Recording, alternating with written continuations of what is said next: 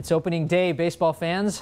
One interesting theme this year, a notable lack of arrogance from one city in particular. This one, New York.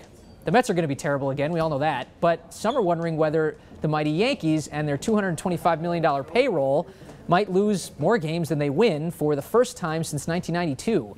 Is that even possible?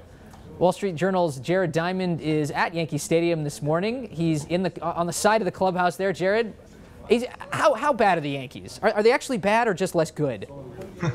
I don't think they're as bad as some people are making them out to be.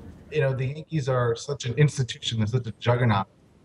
Anytime they show any vulnerability at all, people like to panic. Now, this team is very flawed. They're very old.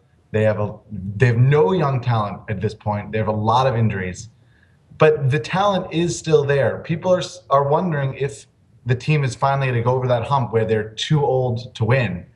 And this might be the year, but I don't think it should be too much of a surprise if they get back to the playoffs.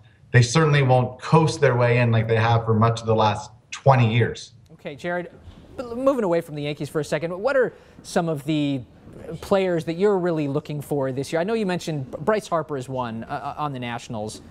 Who are some, talk about him and then some of the other players you think people need to focus on.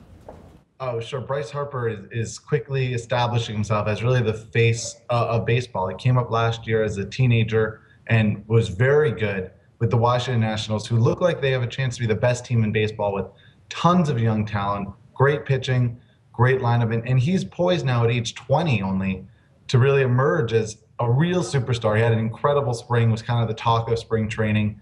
And I think everyone's really excited to see how this kid develops. We've been hearing about him since he was 16 years old, and now here he is at age 20, ready to take things by storm.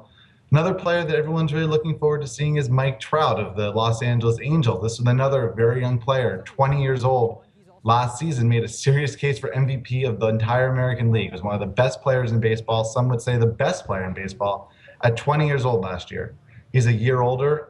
Theoretically a year better. It's hard to imagine he'll get any better, but if he does, the Angels have an incredible chance to really make a big run. They had a huge offseason adding Josh Hamilton, one of the best hitting outfielders in the game.